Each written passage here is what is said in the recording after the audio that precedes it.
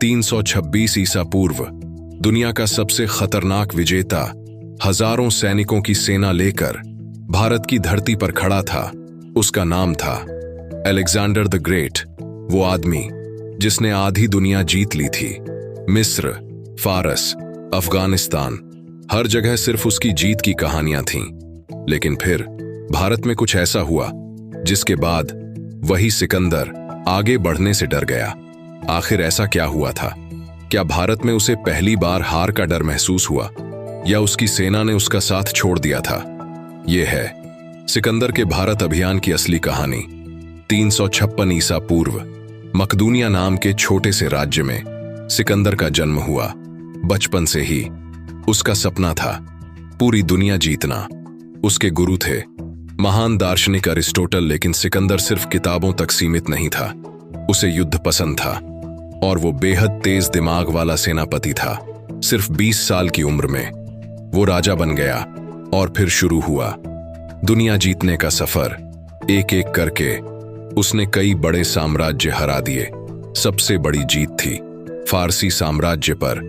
उस समय फारस दुनिया की सबसे शक्तिशाली ताकतों में से एक था, लेकिन सिकंदर की सेना बेहद अनुशासित और खतरनाक थी।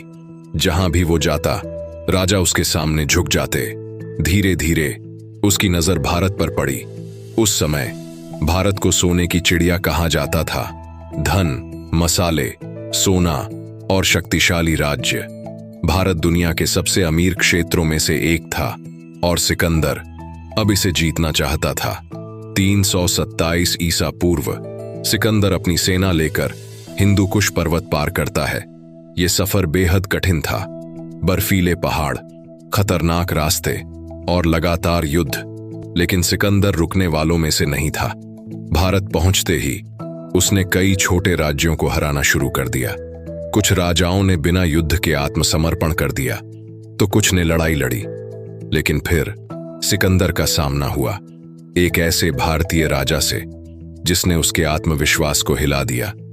उस राजा का नाम था पोरस। यूनानी इतिहास में उसे पोरस कहा गया, लेकिन भारत में उसे राजा पुरु माना जाता है।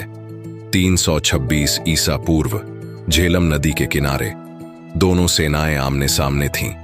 इसे इतिहास में बैटल ऑफ द हाइडास्पीस कहा जाता है। यह युद्ध सिकंदर के जीवन की सबसे कठिन लड़ाइयों में से एक था। बारिश हो रही थी, नदी उफान पर थी। राजा पुरु की सेना में विशाल हाथी थे। यूनानी सैनिकों ने पहले कभी युद्ध में हाथी नहीं देखे थे।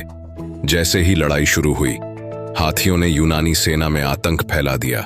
घोड़े डर गए, सैनिक कुचले जाने लगे। पहली बार सिकंदर की सेना को लगा कि शायद वे हार सकते हैं। युद्ध कई घंटों तक चला। आखिरकार सिकंदर ने अपनी रणनीति और तेज घुड़सवार सेना की मदद से राजा पुरु को हरा दिया, लेकिन ये जीत बहुत महंगी पड़ी। उसकी सेना बुरी तरह थक चुकी थी। हजारों सैनिक घायल थे और सबसे बड़ी बात, अब उन्हें पता चल चुका था कि भारत को जीतना आसान नहीं है। युद्ध के बाद सिकंदर ने राजा पुरु को अपने सामने बुलाया। उसने पूछा, तुम्हारे साथ कैसा व्यवहार किया जाए? राजा पुरु ने जवाब दिया, वैसा जैसा एक राजा दूसरे राजा के साथ करता है। ये जवाब सुनकर सिकंदर भी प्रभावित हो गया। उसने पुरु का राज्य वापस लौटा दिया और उसे अपना सहयोगी बना लिया। लेकिन असली समस्या अब शुरू हुई। सिकंदर आगे बढ़ना चाहता था। वो पूरे भारत को जीतने का सपना देख रहा था, लेकिन उसकी सेना अब टूट चुकी थी। लगातार कई सालों से युद्ध, लंबे सफर, बीमारियां और भारत की गर्म जलवायु, सैनिक पूरी तरह थक चुके थे। फिर उन्हें खबर मिली कि आगे नंदा एम्पायर और गंगारीदाई जैसे विशाल राज्य मौजूद हैं, जिनकी सेनाएं हजारों हाथियों और लाखों सैनिकों से भरी थीं। ये सुनते ही सिकंदर की सेना डर गई।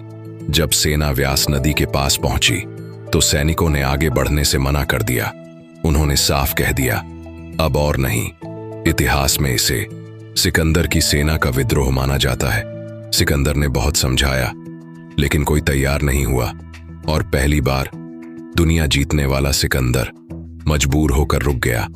इसके बाद उसने वापस लौटने का फैसला किया, लेकिन वापसी भी आसान नहीं थी। रेगिस्तान, भूख, बीमारियां हजारों सैनिक रास्ते में मारे गए। 323 ईसा पूर्व, सिर्फ 32 साल की उम्र में अलेक्जेंडर द ग्रेट की मौत हो गई। आज तक उसकी मौत का असली कारण रहस्य बना हुआ है। कुछ लोग कहते हैं बीमारी, तो कुछ जहर, लेकिन एक बात तय है, भारत वो जगह थी जहां पहली बार सिकंदर का विजय अभियान रुक गया। वो भारत को पूरी तरह कभी नहीं जीत पाया और शायद इसी वजह से भारत का नाम इतिहास में हमेशा अलग पहचान रखता है। ये थी सिकंदर के भारत अभियान की असली कहानी।